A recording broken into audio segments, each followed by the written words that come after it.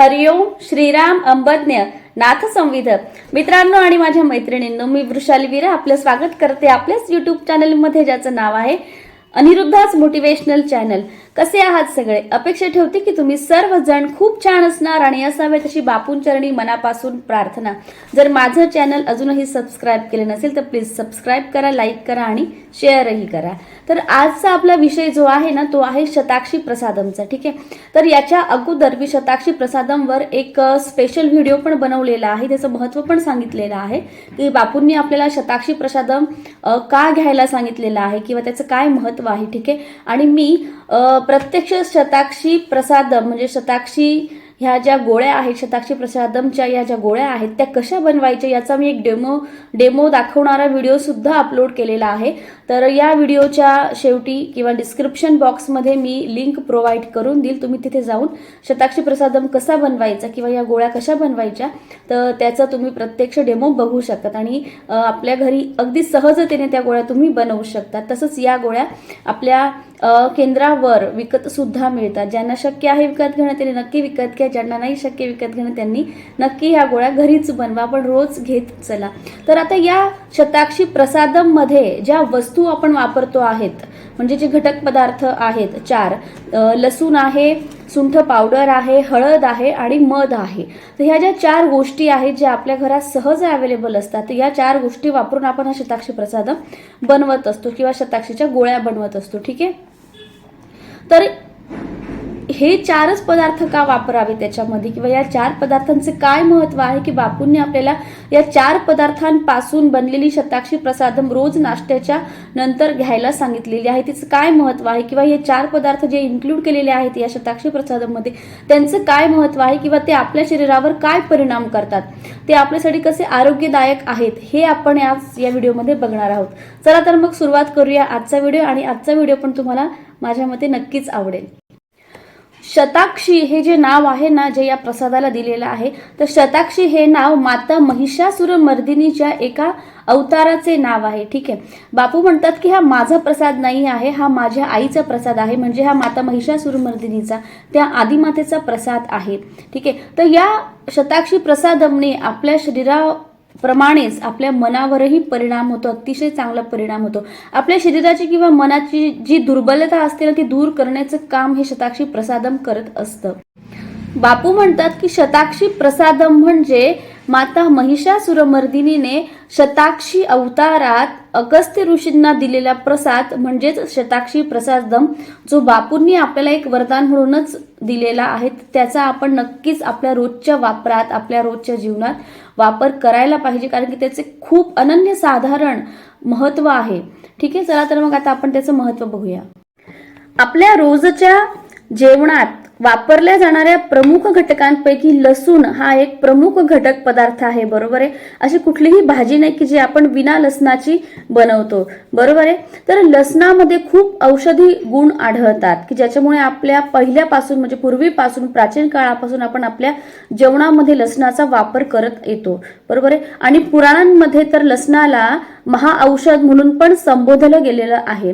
लसणामध्ये calcium, phosphorus, potassium हे घटक तर आढळतातच, पण त्याचबरोबर आयोडीन, आयर्न, व्हिटॅमिन ए, त्याच्यानंतर बी कॉम्प्लेक्स हे घटक सुद्धा लसणात आढळतात. आणि यांचा जितक्या जास्त प्रमाणात आपण आपल्या जेवणात लसणाचा वापर करतो तितक्या जास्त प्रमाणात हे घटक आपल्याला मिळत असतात. ठीक आहे, तर सर्दी, खोकला, दमा आणि श्वसनाच्या इतर आजारांवर लसूण हे एक रामबाण औषध आहे.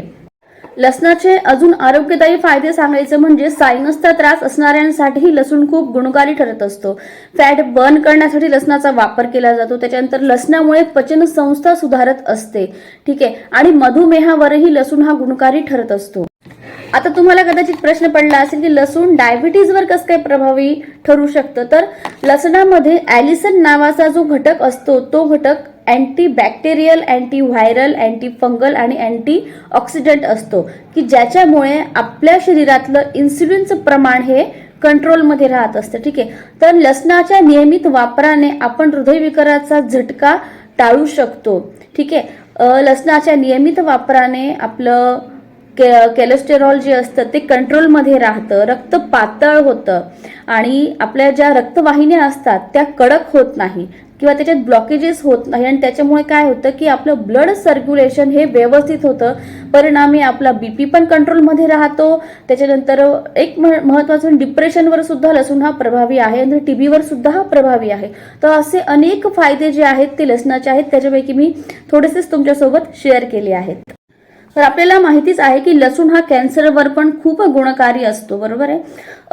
त्वचा विकारही, अनेक प्रकारचे त्वचा विकारही लसणाने बरे होत असतात. त्याच्यावर पण एक म्हणजे त्वचा विकारांवर सुद्धा लसूण एक रामबाण औषध आहे. तर लसणामुळे त्वचा, त्याच्यानंतर हाडं, आपली ग्रंथी आणि लंग्स यांची जी झीज होते ती लसणामुळे भरून निघत असते. थोडक्यात काय का लसूण हा आपल्या शरीरात एक मेंटेनन्सचं काम करत असतो. प्राचीन काळापासून आपण आपल्या रोजच्या वापरात आणि रोजच्या जेवणात हळदीचा वापर करत आलेलो आहोत आणि आता पण करत आहोत, बरोबर आहे. तर हळदीमुळे स्वयंपाक किंवा जेवण रुचकर तर बनतंच, प्लस हेल्दी सुद्धा बनत असतं. या हळदीचे अनेक आरोग्यदायी फायदे सुद्धा आहेत की जे आपल्याला हळदीच्या नियमित सेवनाने मिळत असतात आणि कदाचित म्हणूनच आपल्याला हेल्दी आणि स्ट्रॉंग बनवण्यासाठी आपल्या मोठ्या आईने आणि आपल्या बापूने या शताक्षी प्रसादमध्ये हळदीचा वापर केलेला असावा, बरोबर आहे की नाही. तर आपल्या भारतीय संस्कृतीमध्ये हळदीला अनन्यसाधारण महत्व आहे. तर अशा या हळदीचेच आपल्याला काय फायदे आहेत की जे आपल्याला शताक्षी प्रसादम रोज आपण घेण्याने होणार आहेत ते तुमच्यासोबत मी आज शेअर करणार आहे. तर हळदीच्या नियमित सेवनाने आपल्या शरीरातील सूज कमी होत असते, बरोबर आहे.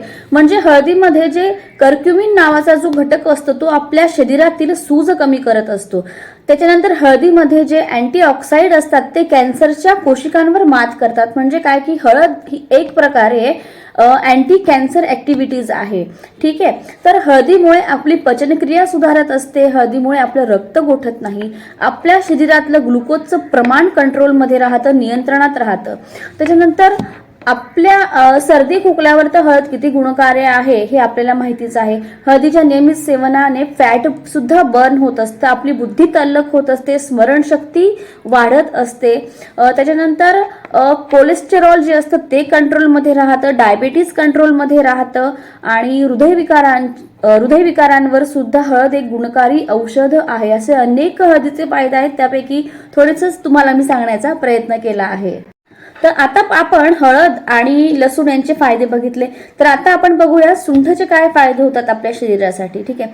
तर सुंठ हे आपल्या शरीरातील वात, पित्त आणि कफ यांचं शमन करत असतं.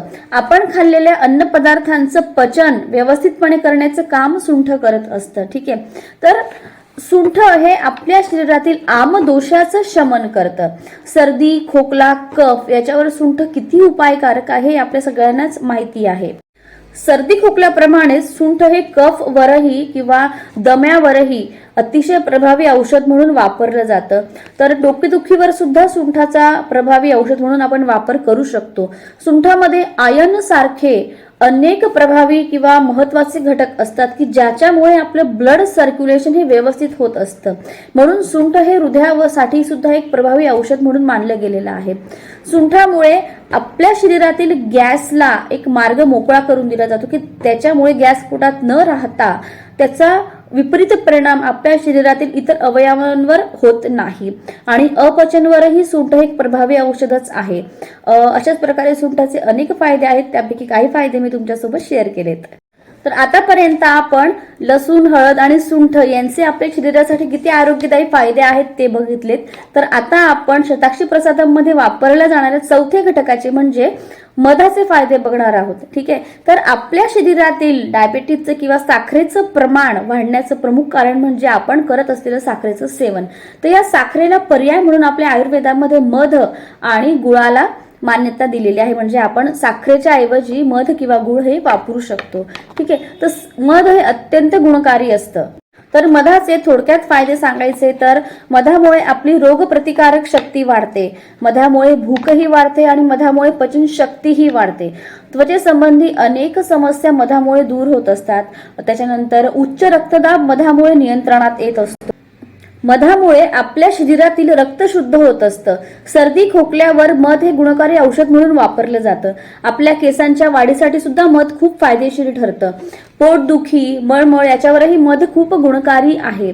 आणि त्याच्यानंतर आपली जी त्वचा आहे ना तिला तजेलदार ठेवण्यासाठी मध खूप फायदेशीर ठरत असतं. त्याच्यामुळे या शताक्षी प्रसादममध्ये या चारही घटकांचा वापर जो असा आहे ना की तो आपल्या दिवसभरासाठी आपल्याला त्या शताक्षी प्रसादममधून एक प्रकारची एनर्जीच मिळत असते, जी आपली शारीरिक आणि मानसिक काय म्हणू आपण त्याला दुर्बलता भरून काढण्याचं काम ही शताक्षी प्रसादम करणार आहे. त्याच्यामुळे आपण ह्या शताक्षी प्रसादमचं सेवन नाश्त्यानंतर नक्कीच करायचं आहे.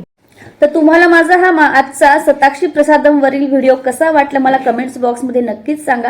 आणि खरंच ज्यांनी अजूनही शताक्षी प्रसादम घ्यायला सुरुवात केली नसेल त्यांनी उद्यापासूनच शताक्षी प्रसादम घ्यायला सुरुवात करा. आज बघा माझा व्हिडिओ शताक्षी प्रसादम मी कसा जो डेमो दिलेला आहे त्याच्यात कसं बनवलेला आहे.